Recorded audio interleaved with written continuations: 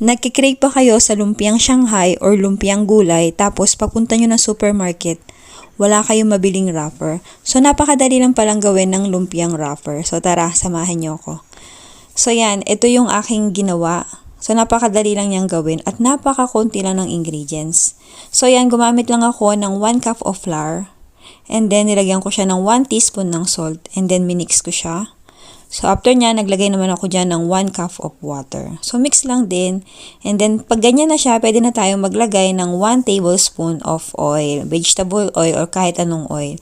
Tapos, mix lang natin. Tapos, kapag ganito na yung kanyang, hindi siya malapot, hindi rin malabnaw, okay na yan. So, syempre, dapat meron tayong brush. So, ibabrush mo lang siya dyan. Yung size na gusto mo, yun lang yung gawin mo. Tapos, dapat mahina yung apoy.